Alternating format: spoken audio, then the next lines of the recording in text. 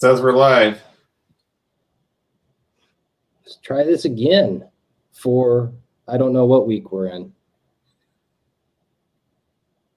I don't know.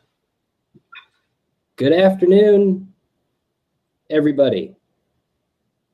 It is July 14th, 2020. Last I checked. In most places. Oh yeah, it could be 4:30 in the morning in other parts of the world. Yeah. So anyway, it's another great July day here in Central Illinois. I thought I saw that the temperatures were supposed to be pretty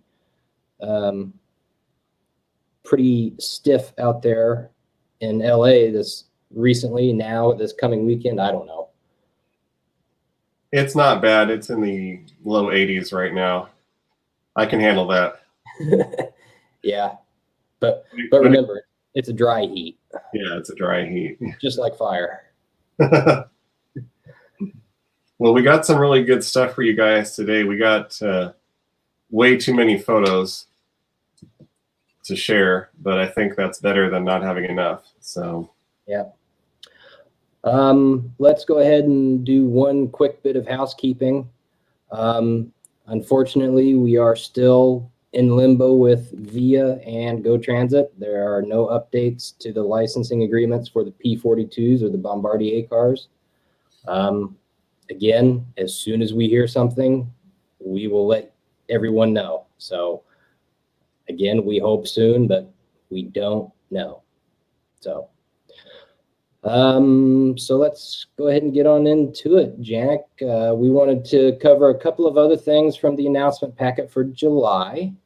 yeah, there's a couple things we didn't get to yet. A couple of rolling stock items. So let's talk about the ice bunker reefers first. Okay. Yeah, this is a car that's been in our line for a little while now. It is, as you can see, it's an RTR level car, but it's actually a pretty nice car. It is prototypically accurate for Santa Fe.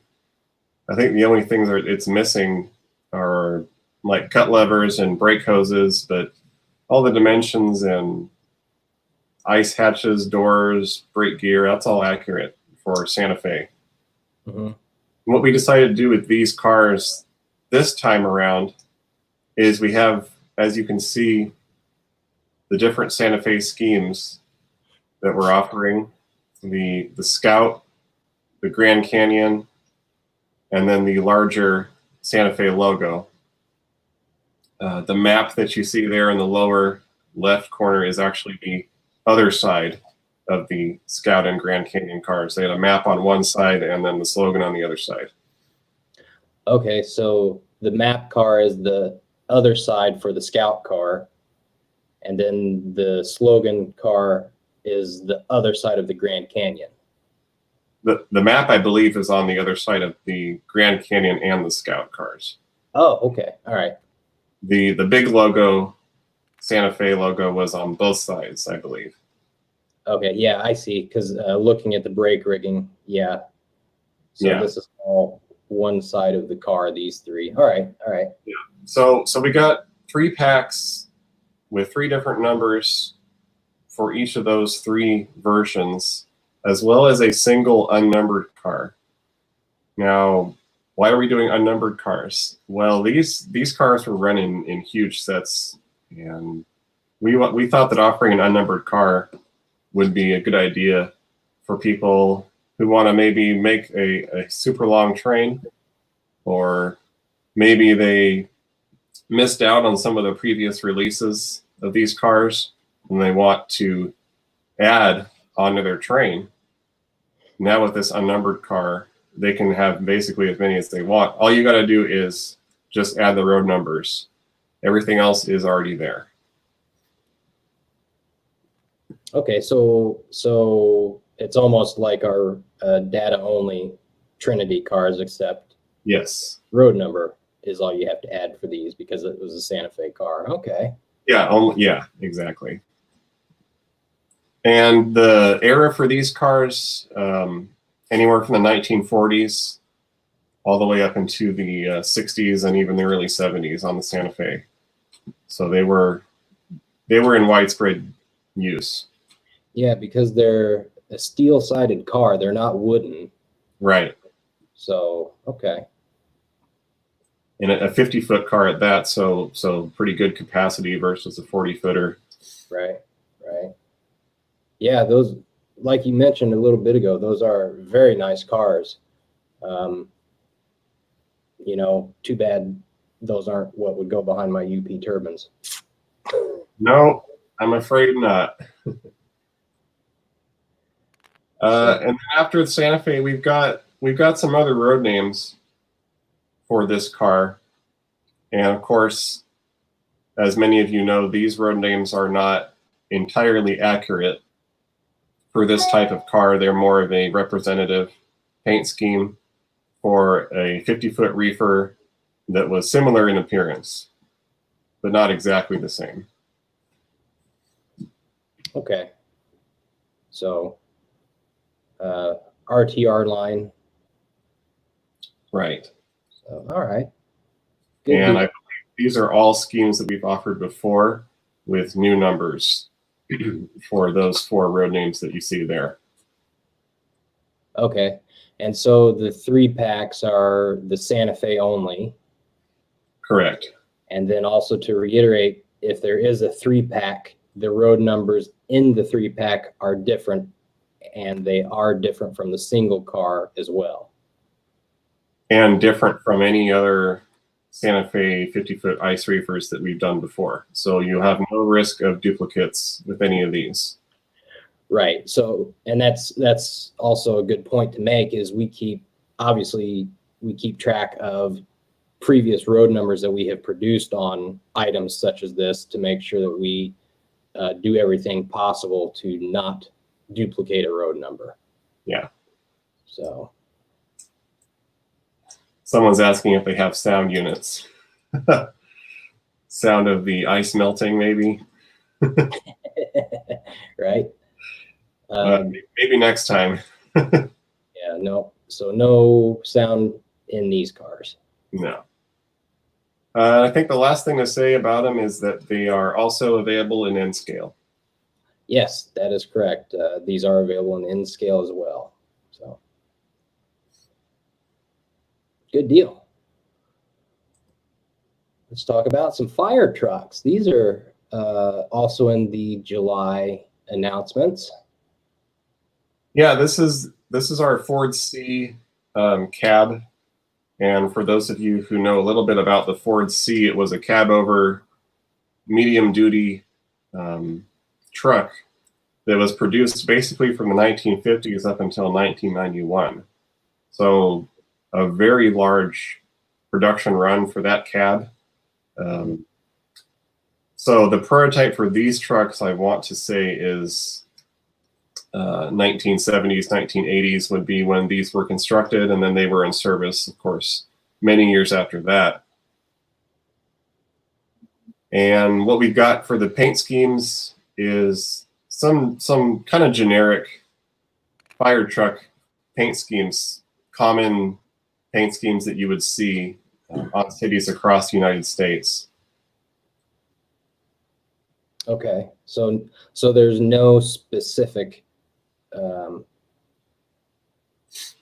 house or city name on the truck. It's just a red and white fire truck or yellow fire truck or Right. what have you. Okay. Right, no markings on it, so you're free to add your own city or engine company numbers or whatever you want to add. That makes these great for any location that you're trying to model. You know, a guy modeling Cajon Pass doesn't need a FDNY fire truck. So Right. Okay. But yeah, these are what's called the telesquirt, and it's the boom does actually extend and rotate, and the nozzle can be moved. So not only can you model the truck with the boom down for when it's driving, but you can also model it fighting a fire with the boom in the extended position. Very nice. So the guys that have a city fire scene, they can extend the boom and have the nozzle pointed towards the building with their lights and smoke coming out of it. Right. So that looks really cool when you do that. So. Very nice. And yeah, I've seen some of the shows we've been to, some of the modules.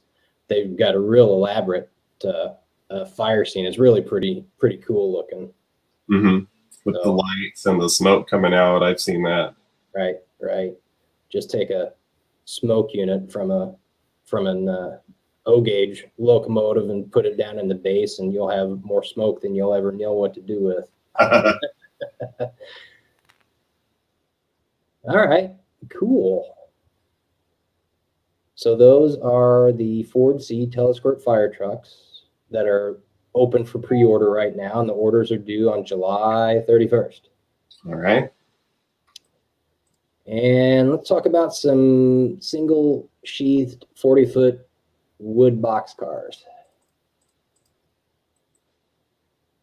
Okay. These are in the Roundhouse line.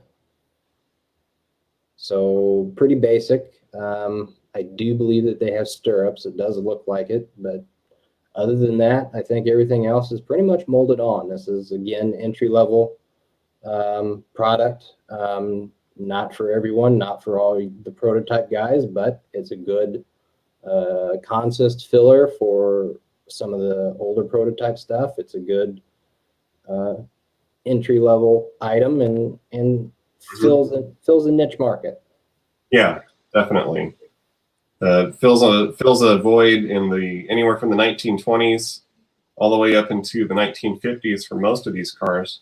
But actually, I just looked on the Canadian National, and I see an ACI plate on that car, which puts that one more into the early 1970s. Right. Which is entirely possible if it was maintained. So. Yeah, I was going to say that was right up there at the end of its life to be still wood-sided. So. Yeah, definitely. And so I see this Prime for Grime car down here that is SP maintenance away from Pacific Electric. Now, what's the story on that one? Yeah, what we've got there is 2 road numbers for Pacific Electric proper. Some people probably already know this, but PE was not just a passenger service. They also ran freight service in certain areas, and they had freight cars and locomotives that were lettered for Pacific Electric. And so those are a couple of their box cars. And then, of course, PE being a subsidiary of SP acquired one of their former PE box cars and put it in maintenance away service, just kind of patching out the name on the side of it and renumbering it. And so that's what we've done with that car there. We got a slightly faded brown paint scheme going there as well with the patched out former lettering. Okay. And we only did 1 road number, it looks like. Yeah. Probably because there was only 1 for that specific kind of thing. Right. But yeah, that would be a great car for SP maintenance away service, probably in the 60s and beyond even. Really, that late? I want to say. Okay. All right. You guys can correct me if I'm wrong, but I think PE was gone by the 50s, or on the downhill swing at least. So that seems to coincide with when this thing would have been in service. Right. Well, I'm sure that a couple of guys out there in Long Beach would know, Dave especially. So. Oh yeah, he would be correcting me right now. So. All right. Well, I think that pretty much sums up the July packet. So 2 weeks ago, we talked about the GP38-2s, Mm-hmm. the high cube box car, and the 40-foot wood chip hoppers. And then last week we talked about Genesis F units and Berwick boxcars and the long runners, right? yes, the Berwick boxcars and the F89F long runners. Did we talk about the trailers at all? We sort of did. I think we mentioned that they were available separately, but Okay. in case we didn't, they are available separately with 3 different road numbers. And there's also a couple of road names here which are not available with the flat cars. I believe that is the Fairchild and the J&R Schugel, but I could be wrong. But I think those are the 2 that are not available with the flat cars. They're only available separately. And the reason being is that those weren't usually seen on trains anyway. So that's why we didn't offer them that way. Okay. All right. So yeah, a couple of different trailer agencies to consider your interest for either F89F TOFC service or just a static display on your layout or module. Mm-hmm. Excellent. So that pretty much wraps up the July announcements then. So if anybody has any questions about the July announcements, whenever we get to the Q&A section a little bit later, we can talk about it. And those orders are due in a couple of weeks, right?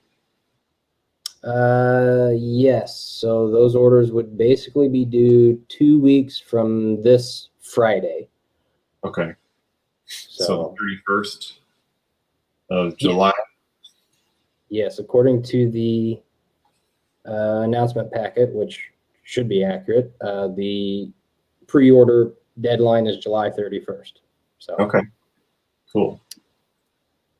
All right, so let's move on. We have some new product images. New product. Well, how about new sample images to share with everyone and discuss for a little bit. So Janek, what kind of images do you have for us? What I have in my possession is photos of some deco sample GP9s, and also I got some production sample photos for some locomotives that are coming in within the next couple months. But I'll start with the GP9s. So the first thing I'll say is that they are scheduled to come in early December 2020 for these. And what I'll do is share my screen here. Hang on, guys. I gotta move my windows around so that it makes sense. Too many things open at once. Yeah, no joke. All right, let's try that again. There we go.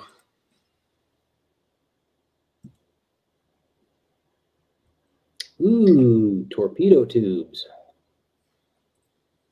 So what we have here is a first deco sample of the Southern Pacific passenger service GP9 with the torpedo tubes in the red and gray. So this is the first time we've offered them in the red and gray, scarlet and gray, I should say, with the wings. And the first thing I noticed, other than the torpedo tubes, is that it's got wings on both ends. And that was unique to these units because they actually had dual controls, so that they didn't have to be turned at the end of their passenger runs. Okay. So hence they could be running long hood forward just as often as they were running short hood forward. So that's why they have wings on both ends. Okay, that makes sense. You'll see that these have a steam generator, of course, up on the short hood there, as well as the wagon wheel style antenna, which is aptly named, of course. You had the full SP light package with the headlight, gyro light and as well as the emergency gyro light there. And what else do we have of interest? Down here you got the combination fuel and water tank with the skirts mostly cut away, almost entirely cut away. Well, and honestly, that was the first thing I noticed was the skirt cut pattern on it. It was just, well, that's rather odd. Yeah, pretty much the only thing left is the emergency stop button and the fuel and water fills. Yeah. And I like the triple cluster for the sight glasses back there. Yeah. I'm not sure the purpose of that, of course, you know, checking the fuel and water levels, but I'm not sure why they needed 3 gauges to do that. Here's a front end shot here.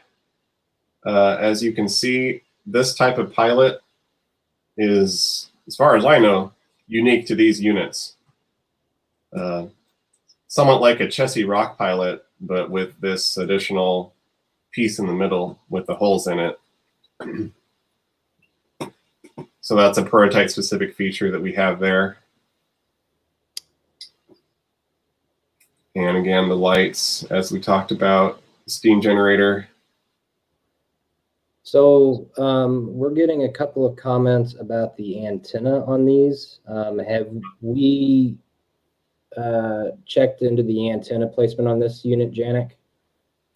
So not that I know of. This is, like I said, this is the first decorated sample here. It is subject to revision and improvement. And I'm not actually doing the review on these, but I will get in touch with the guy who is and make sure he confirms. Yeah, I'm not an expert on these, but I'm a little surprised that they put the antenna on top of the steam generator vent. So that probably needs to be revised. Right. All right. So we will definitely take into account the comments about the wagon wheel antenna. Yeah. Jeremy. Yeah. So we'll definitely look into that and try to get that corrected. Yeah, definitely. All right. Sorry. Go on. That's the front. All the same lights.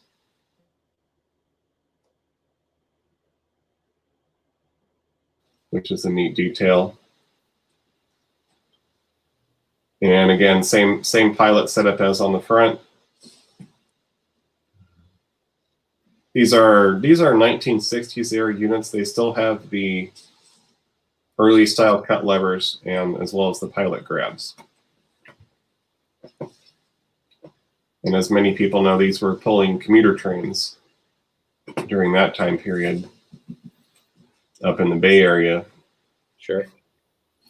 They could also be found on long distance passenger trains as substitute power for when something else was in the shop.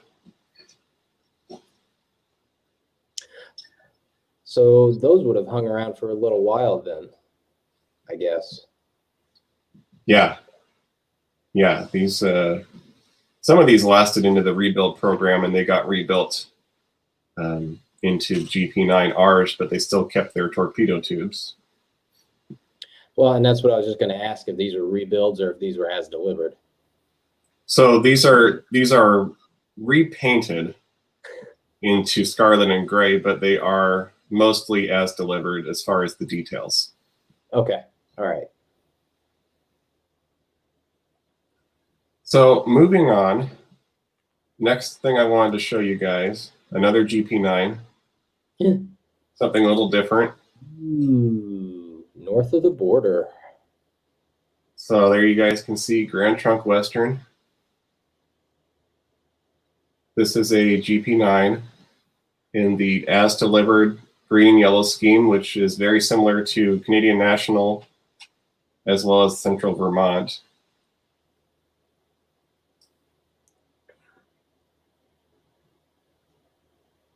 So there's the short hood view there. There's a view of the long hood which was considered the front on these, I believe. And that's what I was just going to ask. These would appear operated long hood forward then. Yeah, because you got the horn and the bell placed up on the long hood there. Right. You got the winterization hatch here, which is a necessary feature for cold climates, which is where these ran. Yes, and that is correct for the GTW units, not anybody else. Let's see. You got non-dynamic brakes with the extended exhaust stacks here as well, which is a neat detail.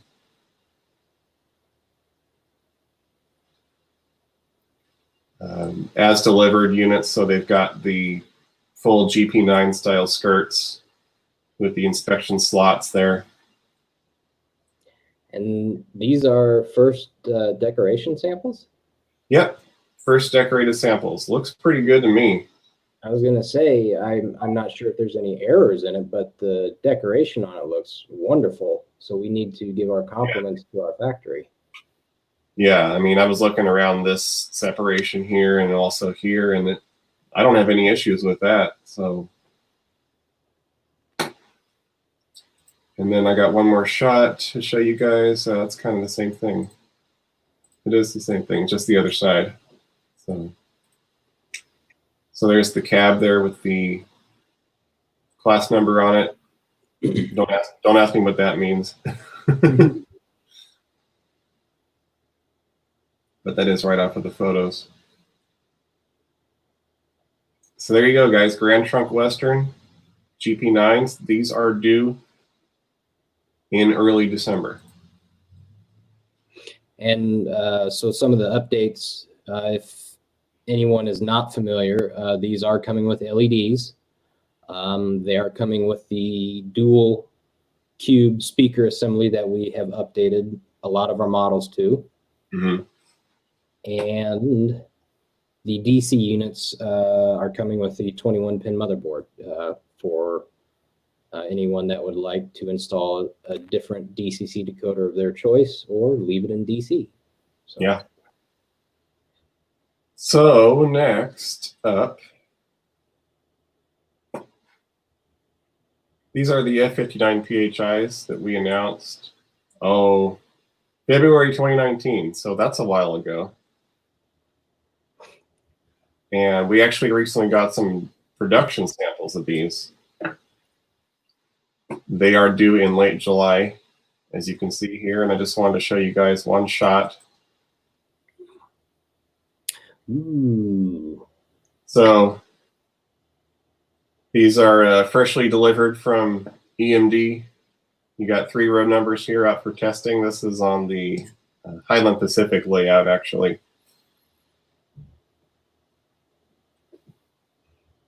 So nice units. They will come with optional economy sound with these, as well as LEDs. And dual cube speakers. Okay. Well, they're going to sound great then, because I know the first run with that rectangle speaker, there was a little room for improvement on that. So. Right. Yeah, we had a couple of other issues with some settings on those as well, but hey, we overcame it. So. Yeah, definitely. Yeah, and unfortunately, these are all in Chicago now, running on the Metra, but they were in California for most of their lives. So. Yeah, I haven't gone up to wave at any of them. Say hi again. So, oh well. Let's see. One more thing before I hand it over to you. We also got some samples of the Genesis GP40-2s in Conrail, which are actually showing as in stock right now. So if you guys like what you see in this photo, these are showing in stock right now. And if you look a little bit closer, we got an Operation Lifesaver unit here. Mm-hmm. You got your standard sort of as delivered Conrail can opener unit here. Excuse me. And then we also have a Conrail quality unit. So 3 different versions. Sorry, guys. Yep, they just corrected me. It's GP38-2s. Oh. So let me correct that search there so that we can find out when those are actually coming. Early September. All right. Sorry, guys.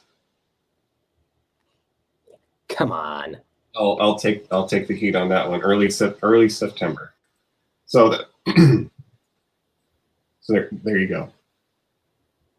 Very nice. I take it that was up there, Highland Pacific as well. Yeah. Cool. Sorry, guys. Jack was shooting these over there for us. So. All right. So with that, and with my voice going away for some reason, that's all I had to show for my photos. All right. Well, then we'll take a look at a couple of the samples that I've recently gotten, which by and large, compared to what you guys get, is not much at all. So let's take a peek here. What do you think of that? Ooh. So we've gotten the first samples of the ICC Caboose production. I have not gotten everything, but they are still on their way. But so let's go through these and talk about them for a little bit. That's not a Caboose, Matt. That's a way car. Oh, excuse me. I apologize.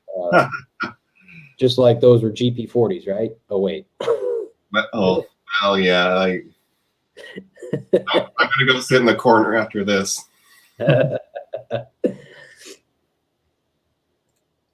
No, none for you. Oh, sorry, Matt. So first production samples of the Cabooses. Honestly, they look very nice. Everything has turned out well. They've gotten a lot of the initial issues and concerns addressed. What we're looking at here is a CE11 prototype for Santa Fe.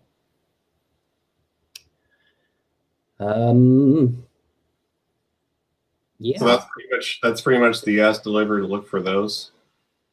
Yes. So the CE11s had the drip strip on the ends above the platform steps, and then they also had the step well lights, and then they had different. They only had the Sinclair antenna on the cupola, directly mounted on the cupola, compared to the CE6s. Right, those ended up on a ground plane, right? Correct. Okay. Then we have the axle-mounted generator here with the tab cut out of the frame for turning clearances, and then the ladders up the sides. So I really love that we put the wind deflectors on there too. That looks really nice. yes, on the sides of the cupola up here. Mm-hmm. Yeah. And there are chairs inside the cupola should anybody want to add crew figures into their cupola as well. In view, the models do come with operating in-cage lights, and they can be programmed to flash, gyrate, what have you. But from the factory, they are solidly lit. Okay. And they are directional, but they can be changed with a few CVs to be independently controlled, no matter the direction. And then, of course, the sound version is the Tsunami sound car. And then the non-sound versions are the NCE mobile lighting decoder. And they both operate and function in DC mode. So they're dual mode decoders, both DC and DCC. Okay, cool. Here's the other side of it, smoke jack and toilet vent. Toolbox, battery box underneath. Rubberized train lines, so they have some flex and give to them, so they don't snap off. I noticed these also have the cushion under frames, which was, that was one of the #1 complaints about our lower level cabooses, that they weren't right for Santa Fe because they didn't have the cushion under frame, and they were too short. But Right. So Santa Fe. How about some Union Pacific here? So these are the later, this one is the later date CA8 class, because the safety slogan is an applied piece of vinyl to the side of the cab, but the mounting points for the separate billboard frame when they were delivered are still on the body. Oh yeah, I see them there. Yeah. So this also is a later date car due to the large lettering on the sides of the car. They were plated for pool service on the cupola, and they had the cupola lights, which do operate. The red light is directional, and then the green light is independently controlled.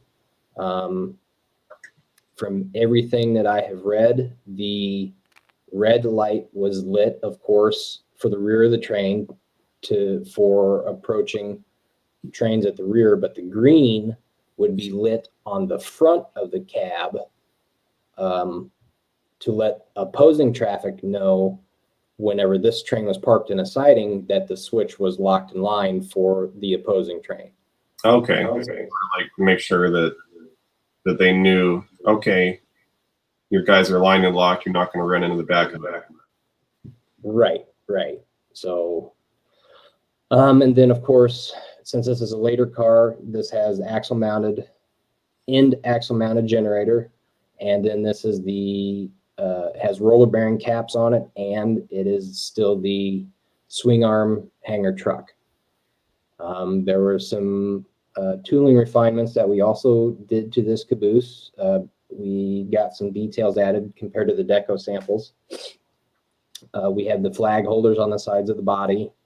We had the marker light electrical plugs on the ends of the body. And then I have another photo that I'll show later that shows some more cupola in cage detail. Okay. So this isn't the one, but we can sort of see it here. We have the train line emergency dump up here, I believe is what that is. So, and then here are the marker light plugs here. Okay. So yeah, that looks really nice.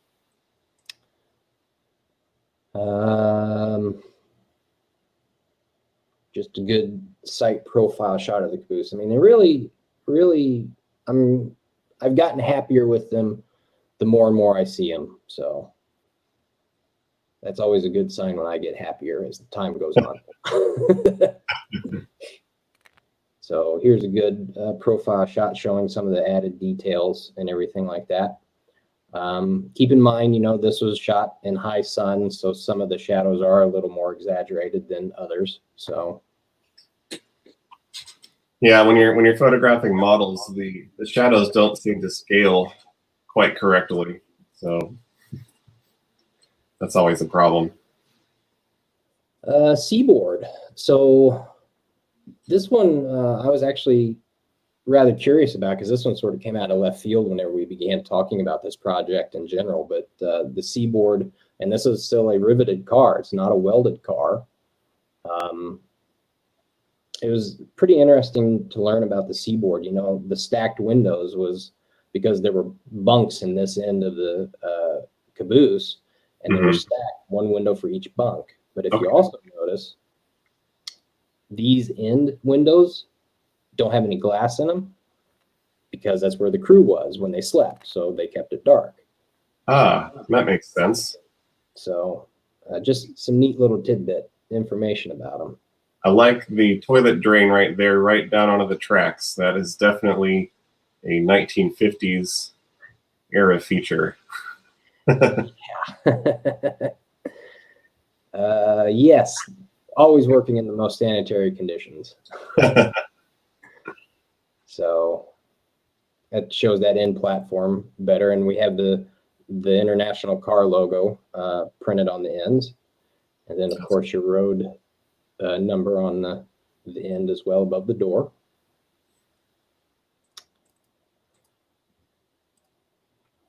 Some CB&Q again.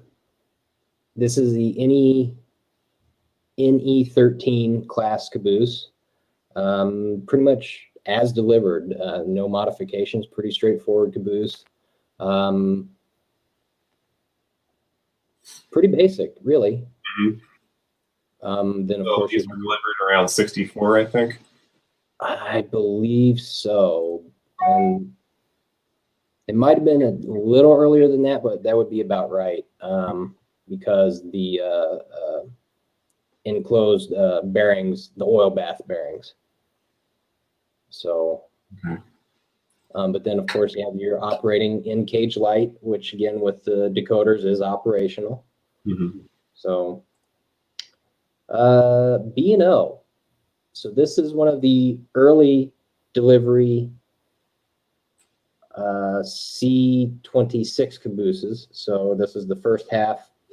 So this has the early B&O logo on the side of the car, has different truss stencil, and then if we could see the roof, this panel where the smoke jack is smooth, whereas the second half of the first C26 order has the late B&O logo and has the diamond stamping on this panel where the smoke jack is.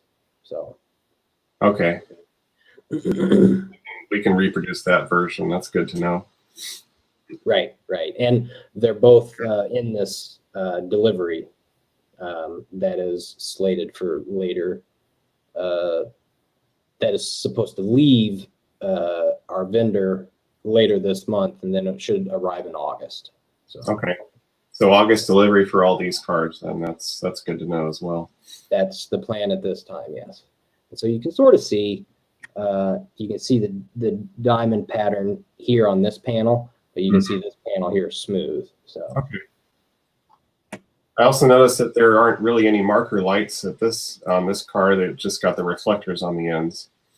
So the marker lights were dependent on year, but then also the marker lights are included in a poly bag. So if the modeler would like to include the markers on either end or both end or all four corners, what have you, per prototype images that they would like to replicate, they are available to do so, and they are pre-painted.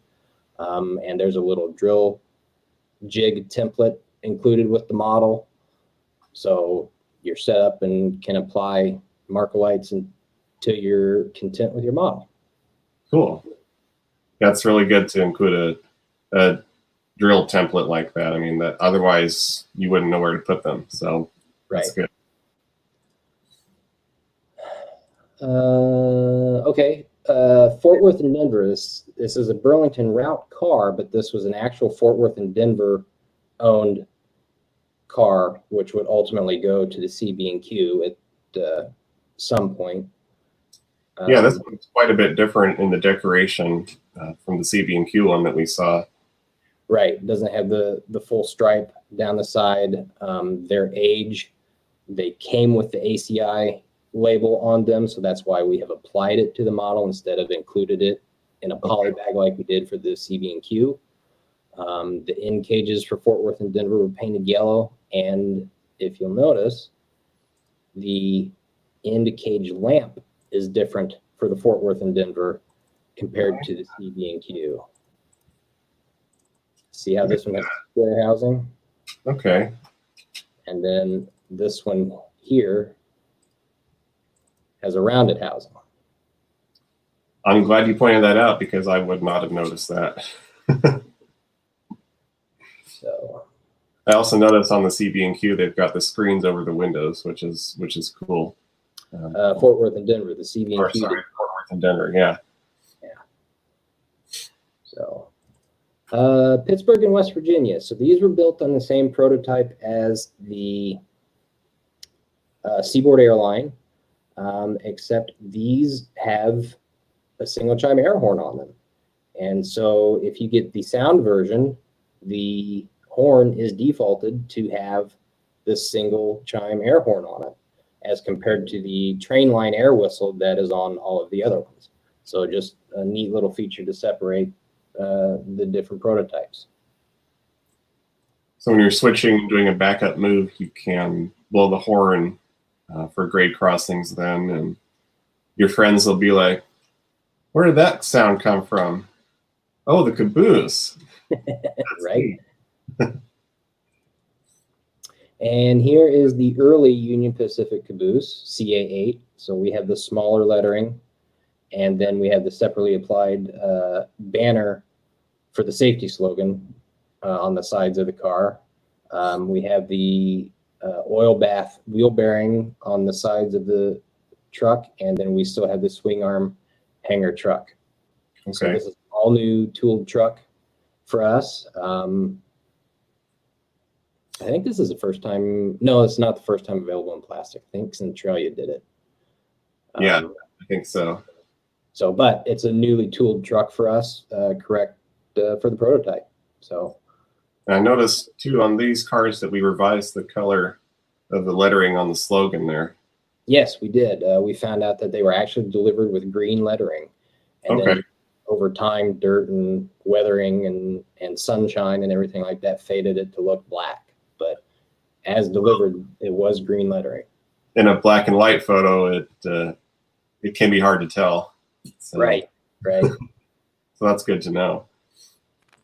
So a couple of other updates was we had some comments about the roof paneling on the Union Pacific, and the stamping for the smoke jack panel was actually a solid stamped panel with the gasketing, plating, and everything around the base of the smoke jack, as compared to having the diagonal channel in it.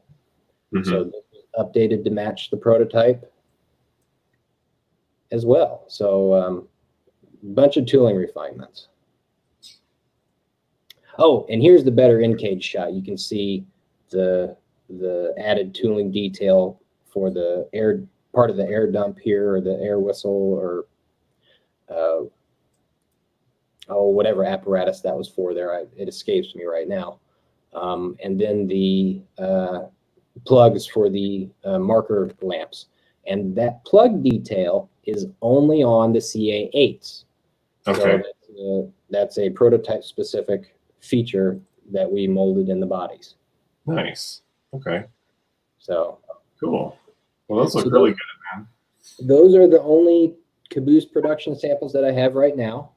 The others are on their way to me, which will be the Chessie Cabooses, SP, right? and the SP ones. Yes, SP Cotton Belt, C50-5 class, I believe. So Excellent. We'll look forward to seeing those when you get them. So anyway, so that's what we've got. I think everyone's tired of hearing us prattle on about some of the products. So let's do a little bit of rail fanning. And Yeah, and get some good going here. where did I say we were going to rail fan today? Let's try Elkhart, Indiana. One of my best friends, his wife is from Elkhart, and so I've rail fanned here at the depot when the tracks actually went beside the depot, because this has all changed even since the last time I rode through on the Lakeshore Limited, because this is a brand new platform up here. But so like a museum over there in the upper left. Yeah, so the camera is actually on the Railroad Museum. I think it's the New York Central, or it's definitely New York Central themed. I'm not sure if it's part of the Historical Society or what, but it's we're at a Railroad Museum, and so here's either the only one or one of two J3A New York Central Mohawks left in existence, and then there's an E unit right here just on the edge of the frame. Oh yeah, I kind of see it there. And a GG1 right there. Oh, sweet. So everybody start asking for GG1 models now. Yeah, there's your speculation builder for future Genesis projects right there. Right. So looks like a Conrail bay window caboose, and I know that there's a crane way back here in the back. I think that's it right there. Okay. So, but no, I've been here. It's a very nice museum. They've got a very nice O-gauge layout inside of it. Mm-hmm. Just a lot of neat equipment on the grounds, because this isn't everything back here. So, and then of course being right here next to the NS main line, so that doesn't hurt. Not at all. So, all right. So let's take questions for a little bit here. We got about 10 minutes, and we'll go from there, guys.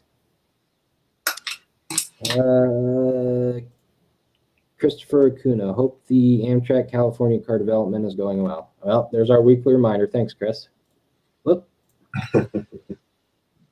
Any chance of adding an owner-operator version of 53-foot refrigerated trailers? That would open up opportunity to make other companies' trailers like AML.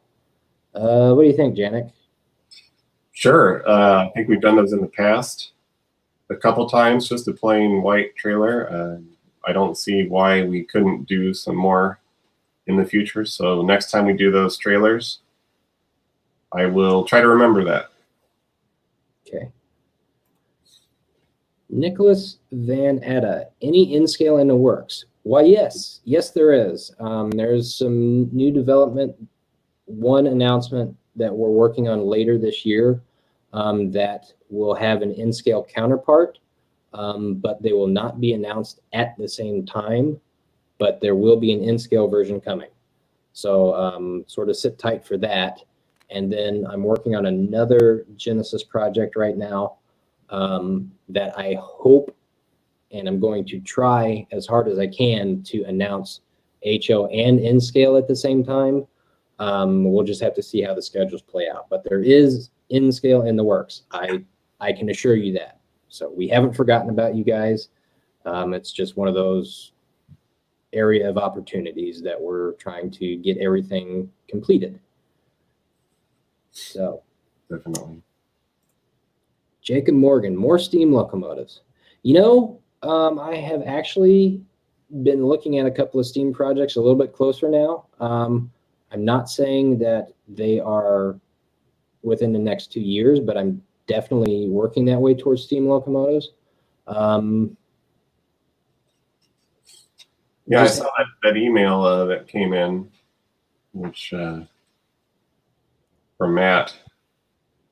Yep. So don't think we've totally given up on steam, and just again, kind of like the in-scale stuff, we got some other things that we have to get through first in order to get some of the other projects more viable for us. So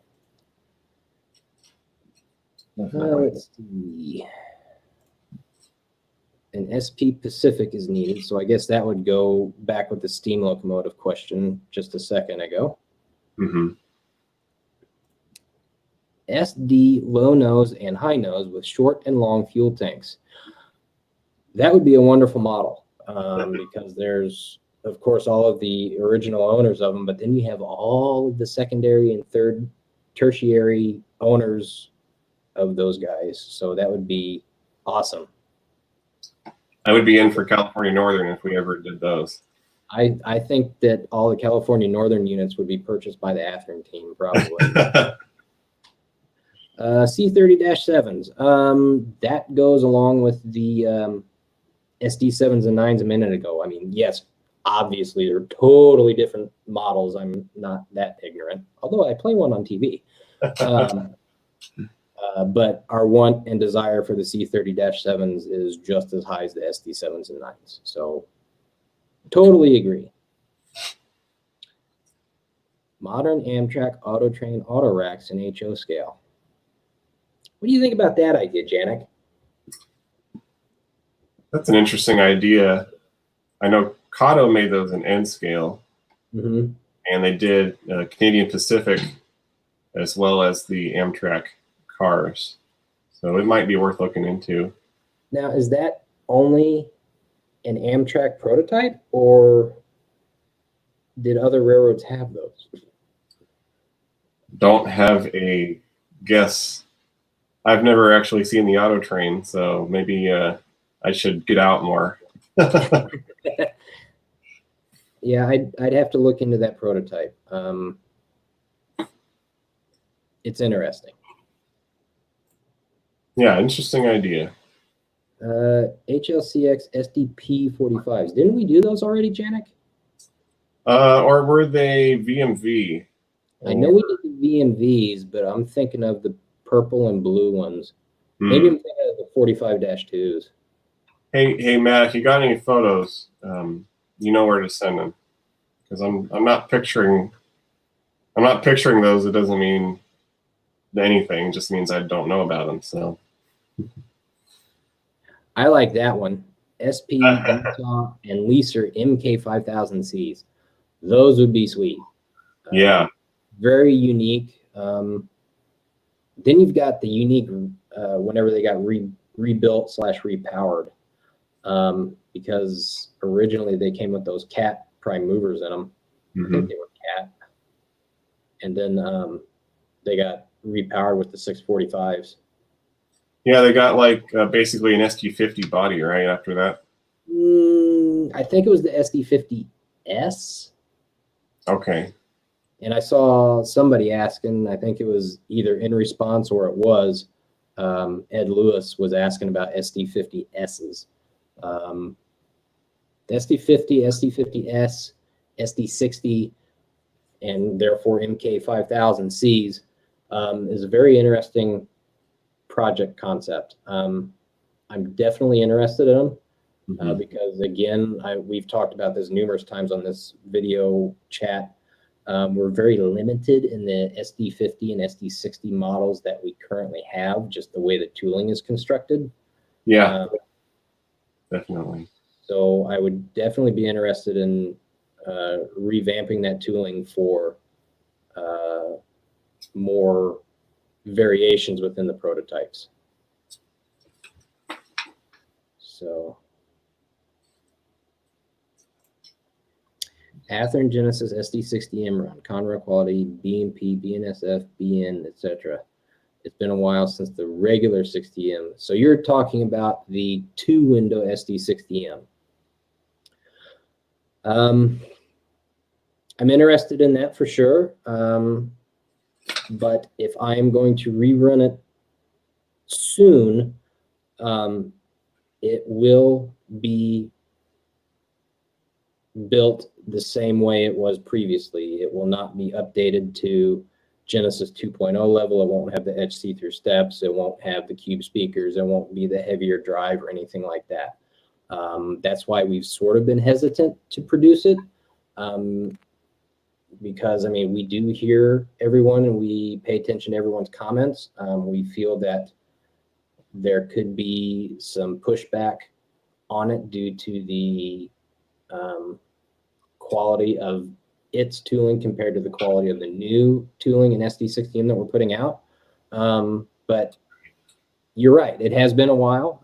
I'd be all for some more SD60Ms, 2-piece windshields. Yeah, because that Triclops, you went to town on the details, especially the underframe. Yeah, I did. The concern is if you parked it next to our standard 2-window SD60M, it probably wouldn't look right. So yeah. So we gotta figure out what we're gonna do about that. Bill Smith is asking for SD90 Max and SD70 ACUs. There's our weekly reminder for the ACUs. Thanks, Bill. Yeah. That's So this is a good question, Richie. Thank you for bringing it up because I wanted to talk about it earlier and I forgot. So what is our big announcement for NMRA? So initially, if I remember the dates, but of course that's been 6 months ago, The NMRA in St. Louis was supposed to be in August, I believe. So our plans had anticipated for an August announcement, and then with COVID delaying things overseas for a month, and then who knows what the heck is going on here in the US with it anymore. Everything was lined up to go for August. So we are still planning a new model announcement for August. It's a very large model announcement for August. It hits the bulk of North America. We have East Coast, we have West Coast, we have Midwest, a little bit for everybody. Having said that, well, so I'm sorry, Janek, what was that? It's north of the border as well, not Right.